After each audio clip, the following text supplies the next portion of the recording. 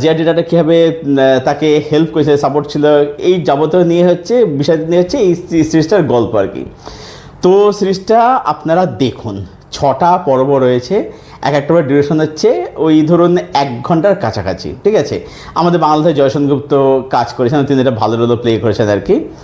তো সিরিজটার মধ্যে আমার জন্য কোনো নেগেটিভ দিক নেই, শুধুমাত্র ভালো দিক, এবং ভালো দিক নিয়ে আজকের ভিডিওতে ডিসকাশন হবে।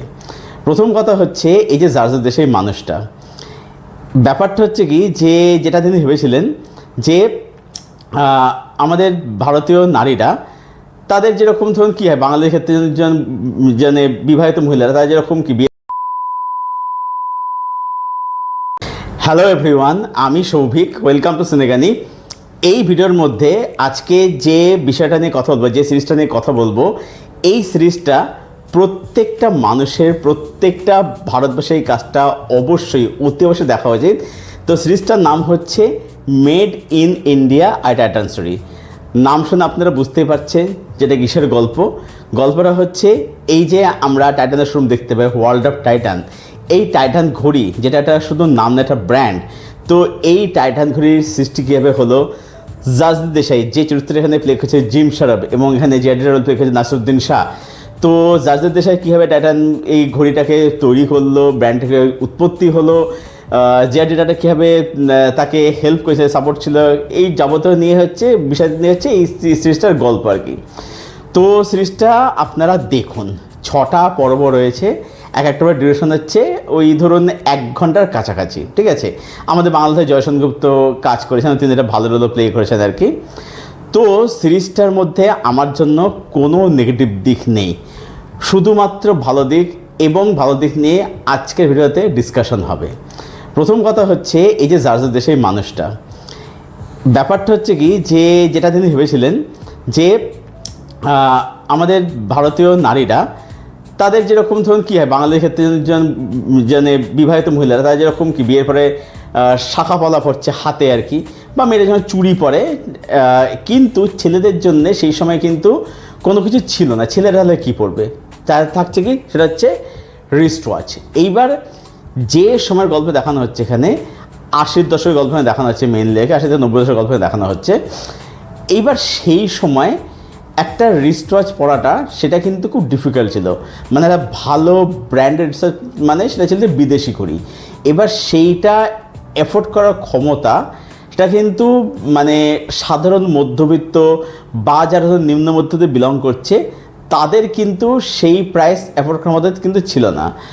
তো জাজদের যখন ভাবেন যে তাহলে আমি এমন কিছু তৈরি করি যেটা ব্র্যান্ড হবে, শুধু নাম নয়, একটা ব্র্যান্ড হবে, এবং আমি এমন করে বানাবো যেটা দেখতে যেমন এটা দারুণ হয়ে হবে। মানে তখন ছিল হচ্ছে কী বলতো, ঘড়িটা ছিল হচ্ছে একটা স্টাইল অফ স্টেটমেন্ট, একটা ফ্যাশন, একটা স্টাইল আইকন, ঠিক আছে, যেটা নিজের স্ট্যাটাস সিম্বলকে বহন করছে, নিজের মানে যে কী বল, যে একটা স্ট্যাটাস, একটা পরিচয় সেটা বহন করছে। মানে ওর এই যে হাতে তখন কী হতো, মানে যেটা আমাদের দিকে বলা হয় যে যে অমুক হাতে ঘড়িটা দেখেছিস, কিন্তু কীরকম ঘড়ি, দারুণ ঘড়ি, দামি ঘড়ি আর কি, ঠিক আছে, যেটা আমরা এখন বলতে থাকি আর কি।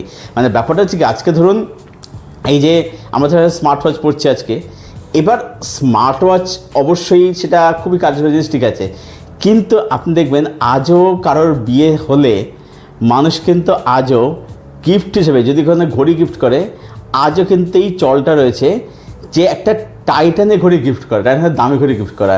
কারণ টাইটান একটা নাম না, একটা ব্র্যান্ড একটা আর কি, ঠিক আছে, সেটা আমরা এখনও বিলিভ করি আর কি।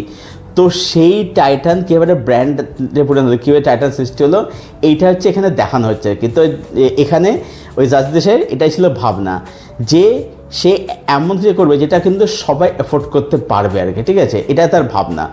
এবারে এই সিরিজটার মধ্যে এত সুন্দর করে এই পুরো বিষয়টাকে, এই পুরো জার্নিটাকে দেখানো হয়েছে, অসাধারণ, আউটস্ট্যান্ডিং। মানে স্টেপ বাই স্টেপ, ডিটেলের সাথে, ডেপথের সাথে যেভাবে জিনিসটাকে দেখানো হচ্ছে, স্টেপ বাই স্টেপ দুর্দান্ত, এবং তার সঙ্গে যেরকমভাবে মোমেন্টস তৈরি হচ্ছে, সবার সঙ্গে সবার সম্পর্ক ইকুয়েশন হিসেবে দেখানো হচ্ছে, দারুণ লাগে দেখতে। হ্যাঁ, আপনার জিনিস ফিল হতেই পারে যে অনেকে দেখা যাচ্ছে যে এই যে জাজদ দেশের ক্যারেক্টারটা, এর হয়তো অনেক কিছু হয়তো খুব সহজে পেয়ে যাচ্ছে। এবার এখানে আসলে বুঝতে হবে এটা হচ্ছে যে নট নেসেসারি যে সবসময় আপনি সব কিছু একদম ওভার ড্রামাটিক করে একদম অহেতুক একটা টেনশন বিল্ড করে যে না হচ্ছে না পারছে না, ভেঙে যাচ্ছে, হ্যান ত্যান, এভাবে দেখা নট নেসেসারি। ডেফিনেটলি নিশ্চয়ই সে মানুষের সে স্কিল ছিল, যে কারণে হয়তো সে সবাইকেও সহজে মানে কনভিন্স করতে পারতো। মানে আপনি ছবি যখন সেটা শুরু হচ্ছে আর কি, ওই যে বৃষ্টি যে মানে ছাতার সিকোয়েন্সটা, ওটা আপনি দেখুন, ওই একটা সিনের মধ্যে দিয়ে কীভাবে চরিত্রটাকে বিশ্লেষণ করছে আর কি।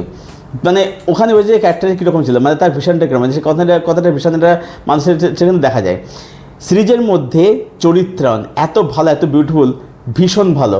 শুধুমাত্র মেন ক্যারেক্টার নয়, ছোটো ছোটো সাপোর্টিং রোলও যারা যারা এসছে, যতটুকু স্ক্রিন টাইম পেয়েছে, তাদের ক্যারেক্টারগুলো কিন্তু একটা ইম্প্যাক্ট ছেড়ে যায়। নেক্সট হচ্ছে ছবির মধ্যে পারফরমেন্স। জিম শারাফ এবং নাসিরুদ্দিন শাহ দুজনেই দুর্ধর্ষ।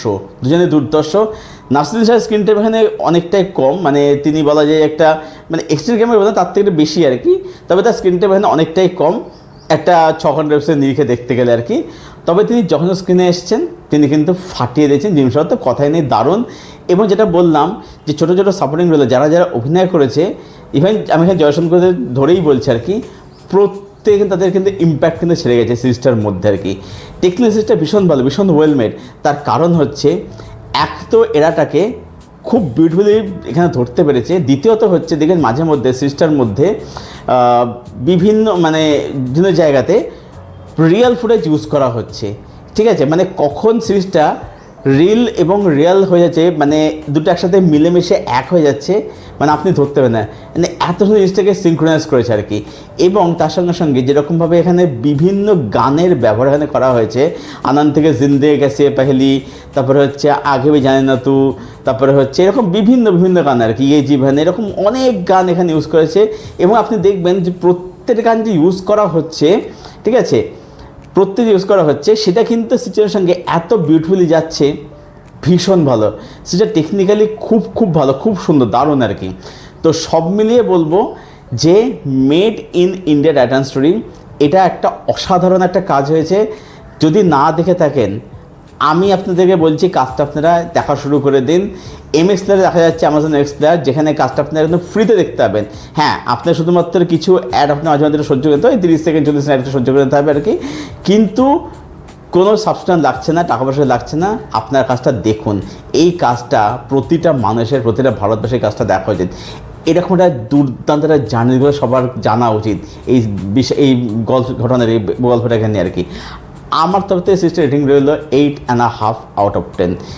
2026 যখন আমরা লিস্ট বের করবো 26 শেষে যে বেস্ট ওয়েব সিরিজকে যায়, এই কাজটা একদম উপরের দিকেই থাকবে। তো এটাই ছিল আমার রিভিউ মেড ইন ইন্ডিয়া আর টাইটান স্টোরি। এই সিরিজটাকে কেন্দ্র করে যারা দেখবেন প্ল্যান করছেন, অবশ্যই কাজটা দেখুন এবং দেখে জানাবেন কাজটা আপনাদের কীরকম লাগলো।